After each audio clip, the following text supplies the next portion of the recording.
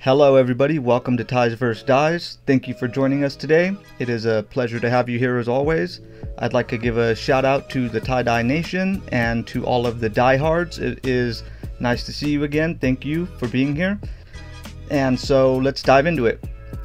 So what you see me doing here is I'm actually getting ready to just prepping the shirt, getting it ready for the initial mapping out process. So what I'm actually doing here is the mirror fold. So if you're not familiar with the mirror fold, this is a good time to dial that in because it's a very good view of it, and it's a very good just process of it being done, to where I have not seen too many like this where you can actually get a good glimpse of it. But this is it right here, just doing the mirror fold on a regular size 2X shirt, 100% cotton by the way.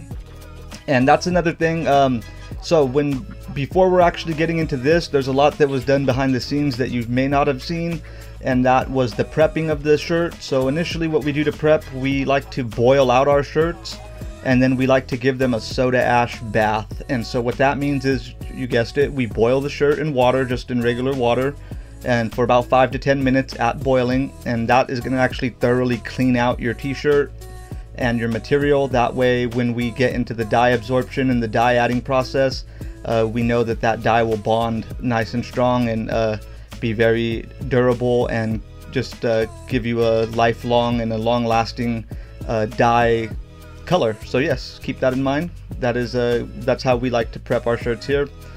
And so what I'm doing now, I'm actually just getting the shirt dialed in. So I'm just going over the little corners, and I'm going over the little wrinkles and just evening them out, flattening them out, trying to get them as even as possible. And the beauty of doing this method, this mirror fold method, is that it divides the shirt into equal parts for you, so that way when you begin your folding and binding process, you can keep the shirt in different segments. And so right here what I'm doing is I'm going with binder clips, and I'm just clipping down the shirt. That way I know that it will remain strong and it'll remain in the shape that it is, while I am flipping it and folding it and getting it ready to start that mapping out process, as you see me doing here. And so we're just starting.